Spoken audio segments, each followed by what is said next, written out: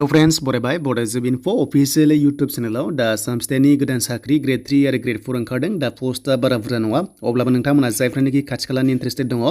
सो नोंथांमोना एप्लाइ खालामबानो जाबाय एन्ड बेनिफ्राय बार्थ सार्टिफिकेट आरो कास्ट नोंथांमोना माबादि कन्डिशनाव दङ सो बिनि सायाव आपडेट लाबोदों दा नोंथांमोना जायफ्रा Bodo info YouTube channel गोदानै फैदोंमोन थ' नोंथांमोना साबस्क्राइब खालामना लानो हागोन साख्रिनि आपडेट मोनबाय थानो लोगोसे नोंथांमोननि थाखाय टेलिग्राम नोंथांमोननि थाखाय चेनेल खुलिनाय जाबाय सो नोंथांमोना टेलिग्राम जुदि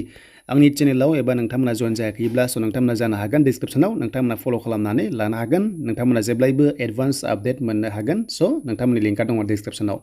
देन बेनिफ्राय सो नोंथांमोना कास्ट बेनिफ्राय बार्थ सार्टिफिकेटआव गोबां गोनो गोथो जागासिनो दङ बेखौनो नोंथां मोजाङै फार्स्टआवनो शेयार खालामगोन जे नोंथांमोननि आपकामिं आसाम पुलिस 7 अक्ट'बराव एन्ड बेनिफ्राय ADRE नोंथांमोननि भेकेन्सि फैगासिनो दङ बेयाव माबादि नोंथांमोनहा प्रब्लेम जानो हागौ एबा जाया सो दायो जों फैबाय सेबासिटुआव देन बेयाव फैनाय लोगो लोगो मिथिखागौ जे अनलाइना जागासिनो दङ अके दा नोंथांमोना फार्स्टआवनो नैबे सिटिजेनाव थुनाय लोगो लोगोनो गासैबो सार्भिसेस बेवहाय जाजोबो जेरै PRC दिहुननाय कास्ट बेनिफ्राय बार्थ सार्टिफिकेट बेनिफ्राय एमप्लयमेन्ट एक्सचेन्ज दा मोनसेल' बाथ्रा इम्पर्टेन्टआ जाहैबाय बे गैयाबा जाया बेनो जाबाय एमप्लयमेन्ट एक्सचेन्ज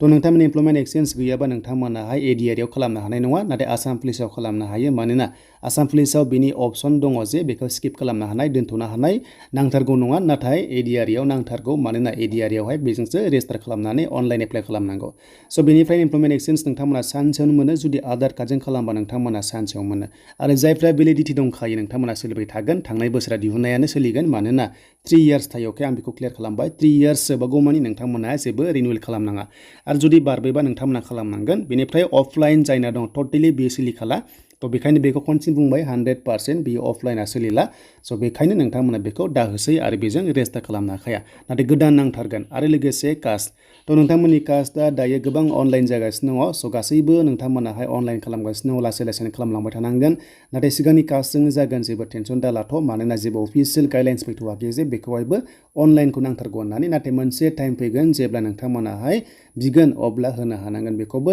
एन्ड बेनिफ्राय बार्थ सार्टिफिकेटआवबो थिग बेबादिनो कास्ट बादिनो अपसन दङ सिगांनि अफलाइनानो नोंथांमोननि आखाइजों लिरनाय हस्पिटालाव मोननाया थ' बिनि सोलिगोन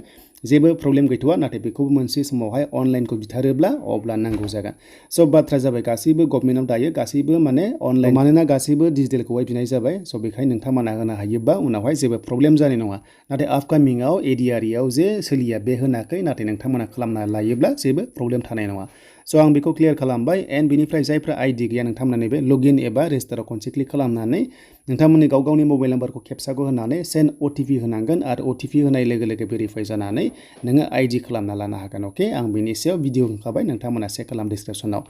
स' बेनिफ्राय मोनसे साख्रि ओंखारदों जों दानिया नायनोसै बे साख्रिया बबेनिफ्राय फैदों आरो सोर इलिजिबोल जायो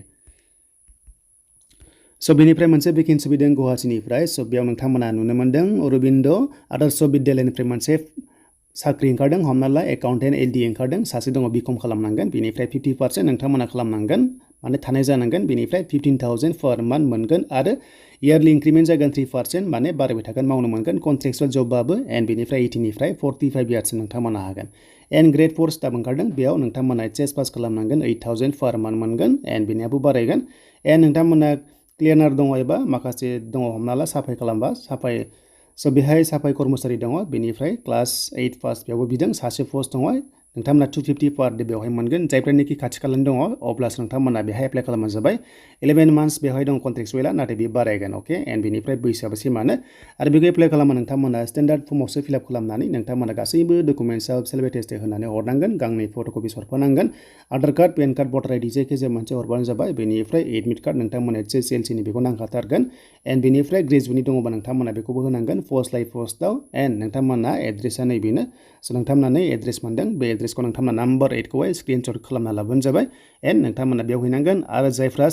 इन्टारभिउनि थाखाय सेलेक्ट जायो नोंथांमोनखौ लिंहरगोन वाकिन इन्टारभिउ लानाय जागोन आरो बेयाव एग्जाम गैया दा बेनोमोन नोंथांमोननि इन्टारभिउ डेटआ जाबाय 27 अक्ट'बराव जागोन आरो जायफ्रानोखि एप्लाइ खालामो दा जायफ्रा इन्टारेस्टेड दङ नोंथांमोना खालामबानो जाबाय स' आसा खालाम नोंथांमोना नेक्स्ट भिडिअ नायगोन नेक्स्ट भिडिअ मोजां आपडेट फैगासिनो दङ जब्सनि सायाव